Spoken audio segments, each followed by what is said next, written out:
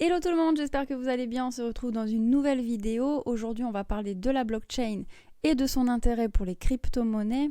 Alors pour commencer, on va déjà faire un versus banque blockchain pour essayer de voir un petit peu quelles sont les différences.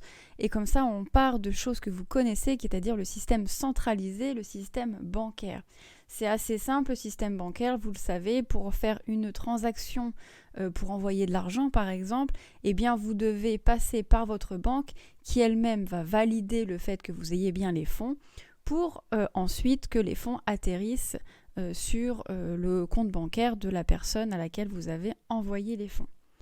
La blockchain, c'est complètement différent dans le sens où les crypto-monnaies là vont être des actifs qui vont s'échanger de pair à pair. C'est ce qu'on appelle le peer-to-peer, ce que l'on voit en P2P, si jamais vous avez déjà vu ça dans un article ou autre. Et donc, ces échanges-là vont être sans tiers de confiance. Alors, sans tiers de confiance, ça veut dire quoi? Sans autorité centrale.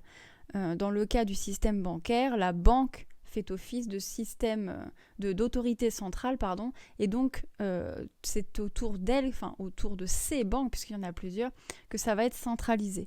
C'est pourquoi la blockchain est dit système décentralisé, car il n'y a pas d'autorité centrale. D'accord ? Et il faut que vous imaginiez la blockchain comme un grand livre numérique où il y a les données, donc les données des transactions, qui sont ajoutées donc en temps réel. Et donc quand une transaction est effectuée, elle est regroupée dans un bloc, d'accord, avec d'autres transactions, et elle est partagée avec l'ensemble du réseau.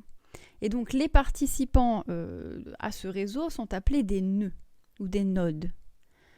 Certains d'entre eux vont participer à la vérification, c'est-à-dire que ce sont certains participants du réseau qui vont être les validateurs des transactions. Et donc, pour valider les transactions, il y a deux types. Il y a les validateurs mineurs et les validateurs forgeurs. Alors, je vais vous montrer juste une autre photo pour que vous puissiez comprendre. Hop, vous allez voir, ça va vous sembler beaucoup plus clair. Tac, je mets ça sous forme d'image. On va grossir un petit peu. Voilà. Et donc, je vous disais, les validateurs sont soit des mineurs, soit des forgeurs. Donc, les mineurs, c'est dans le cas où la blockchain utilise le proof of work, c'est ce que vous avez côté gauche, ou ce qu'on appelle en français la preuve de travail. Et les forgeurs, dans le cas où elle utilise le proof of stake, preuve d'enjeu. Ces deux types vont être différents, mais ce sont eux qui vont permettre la validation de transactions.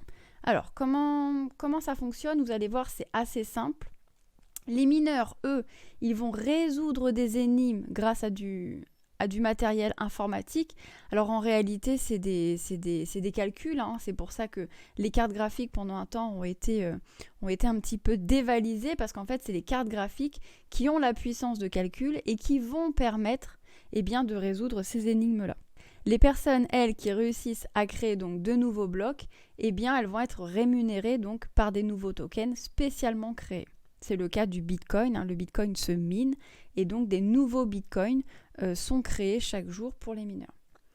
Le gros inconvénient ici, ça va être la lenteur de la transaction, les frais de transaction qui vont être élevés, et je pense que vous en avez déjà entendu parler, c'est l'énergie qui est consommée, bien évidemment, puisque ce matériel informatique-là a une consommation électrique. De l'autre côté, sur le proof of stake, donc la preuve d'enjeu, les forgeurs, eux, ils vont devoir posséder un certain nombre de tokens. D'accord ? Ceux qui en possèdent le plus seront choisis comme validateurs. C'est exactement, en fait, donc c'est du staking. Donc peut-être que vous avez déjà vu des vidéos là-dessus, où on en parle un petit peu, nous, dans notre vidéo Binance, mais très rapidement. En fait, c'est très simple. C'est le fait de stocker, alors non, peut-être pas stocker, mais c'est le fait de bloquer un certain montant de tokens, d'accord ? Donc ces tokens-là, à ce moment-là, vous n'y avez plus accès. Et en fonction de la quantité que vous avez stockée, vous pouvez être choisi donc comme validateur.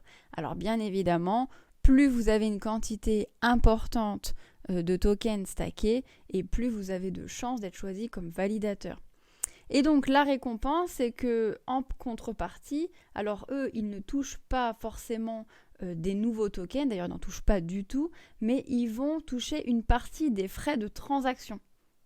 Voilà. Donc vous savez, quand vous échangez une crypto-monnaie, vous avez des frais de transaction qui vous sont pris, d'ailleurs dans tout système c'est comme ça. Eh bien ceux qui ont stacké, eh bien eux vont toucher une partie de ces frais de transaction. Voilà.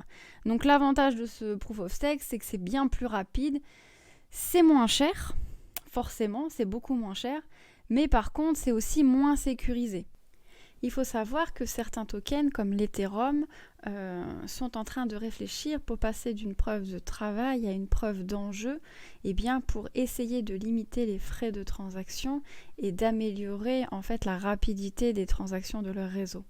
Et deuxième chose aussi, c'est que le minage, eh bien, il a une date de fin. On sait par exemple que le Bitcoin pourra continuer d'être miné jusqu'à peu près 2024, si je ne me trompe pas. Donc voilà, il y a quand même des limites dans les deux. Et actuellement, beaucoup réfléchissent à améliorer le proof of stake, donc tout ce qui va être stacking, et essayer de réduire le côté élitiste du proof of stake, puisque bien évidemment, ce sont que les validateurs les plus fortunés en crypto-monnaie, du coup en token stacké, et bien qui peuvent valider les transactions. Voilà, vous avez un petit résumé de ce qu'est la blockchain et de comment cela fonctionne. J'espère que ça vous aura aidé à y voir un petit peu plus clair. Bien évidemment, le sujet peut être bien plus poussé et bien plus détaillé. C'était pas le but de cette vidéo. Le but, c'est juste d'avoir un aspect un petit peu d'ensemble, un petit peu global de ce que c'est que la blockchain et de comment ça fonctionne. En tout cas, j'espère que cela vous aura aidé. N'hésitez pas à laisser un petit pouce bleu si la vidéo vous a plu. Posez vos questions en commentaire, ce sera avec grand plaisir que l'on y répondra. Vous pouvez également rejoindre le Discord de la communauté Crypto School. Le lien est dans la description. Et sur ce, je vous dis à bientôt dans une nouvelle vidéo.